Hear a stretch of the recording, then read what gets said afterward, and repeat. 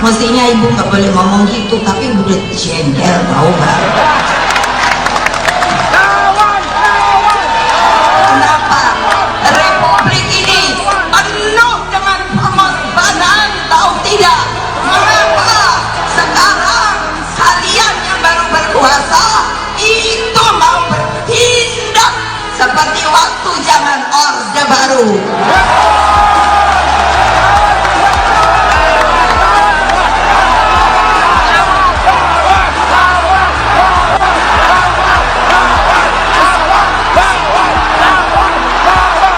Berani tidak?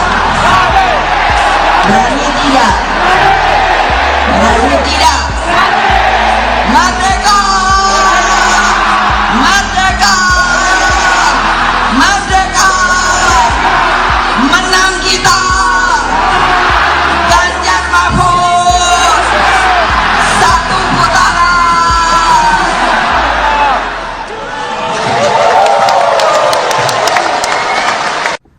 Assalamualaikum warahmatullahi wabarakatuh. Salam sejahtera untuk kawan baik Nur Iswan Channel. Salam menjernihkan pikiran dan menebar kebaikan. Kawan baik, kemarin baru saja kita dihentakkan oleh Bu Megawati yang berpidato dengan amat sangat luar biasa. Ya, intonasinya dan spiritnya itu menunjukkan bahwa Ibu Megawati ya memang salah satu politisi senior yang punya warna tersendiri, dan pidatonya tersebut itu sudah mulai terbuka mengkritisi ya apa yang terjadi dalam dinamika politik akhir-akhir ini, dan hampir semua sepakat saya kira di pidato ini ditujukan kepada siapa ya, karena amat sangat telanjang dan belak-belakan disampaikan oleh Bu Megawati seperti dalam video pidato tersebut. Bu Megawati menuding bahwa ada pihak-pihak yang bertindak seperti zaman Orde Baru padahal baru berkuasa gitu. Jadi ini sindiran dan kritik yang amat sangat keras saya kira terhadap para pejabat pemerintah yang coba-coba bertindak seperti zaman Orde Baru dalam persepsi Bu Megawati. Dan tentu saja Bu Megawati mengatakan ini bukan asal bicara. Besar kemungkinan setelah ia mendapati fakta-fakta dari lapangan di mana kader-kader PDI Perjuangan ya, beberapa di antaranya yang sudah diberitakan oleh media massa adalah ratusan kepala desa ya, yang konon katanya dipanggil oleh aparat penegak hukum untuk ditanyai tentang dana-dana desa. Ini dianggap sebagai ancaman untuk ujungnya adalah memindahkan suara ya, berusaha untuk mempengaruhi para kepala desa tersebut memindahkan suara, karena Jawa Tengah adalah basis PDI Perjuangan dan Ganjar Pranowo Mahfud MD. Nah, ini dianggap upaya intimidasi memindahkan potensi suara dari tadinya ke Ganjar Mahfud ke Prabowo dan Gibran.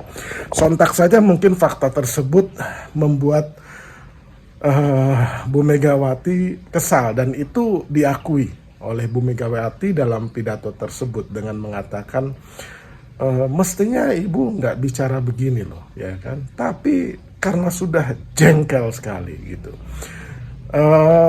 Nah, apa sesungguhnya yang terjadi dalam analisa Nur Iswan Channel? Sebenarnya ini adalah pertarungan politik secara makin terbuka ya, setelah kemarin-kemarin kedua belah pihak itu menahan diri untuk tidak saling menyerang gitu dengan bahasa-bahasa diplomatis, tetapi makin mendekati Pilpres rasa-rasanya karena kursi presiden itu ya cuma satu, kursi cawapres itu cuma satu ya, dan itu mempengaruhi peta pertarungan.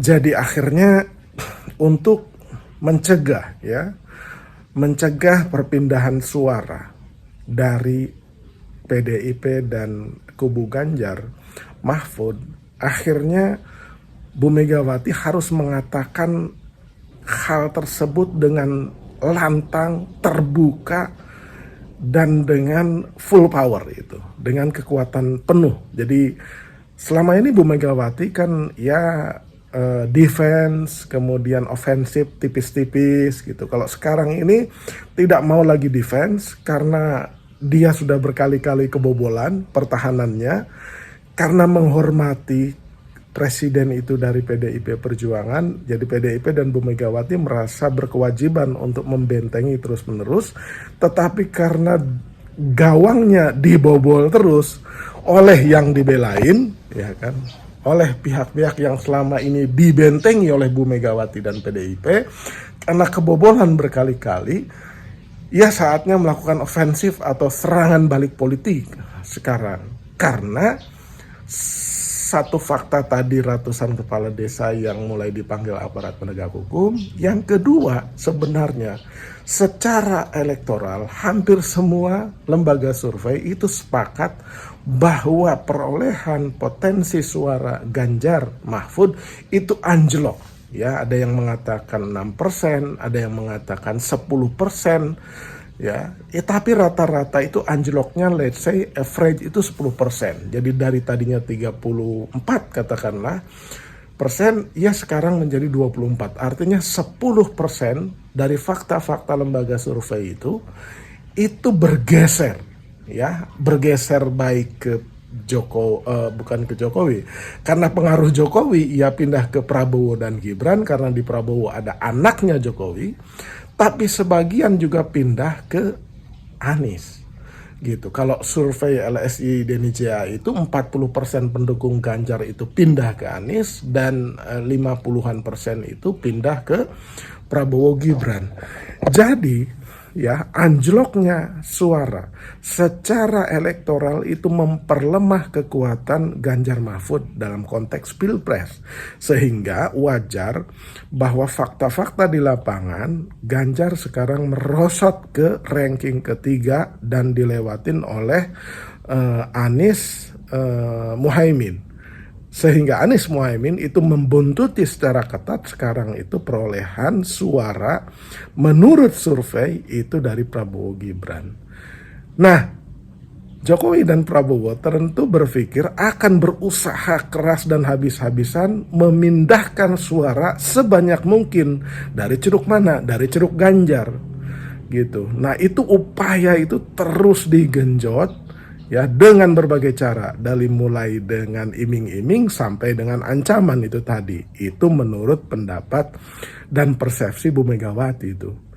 Nah, upaya-upaya ofensif Prabowo Jokowi ya terhadap basis-basis PDI Perjuangan atau basis Ganjar Mahfud yang selama ini dibiarkan, bahkan ditahan oleh Bu Megawati, sekarang Bu Megawati sendiri yang memimpin serangan balik tersebut dengan pidato kemarin itu.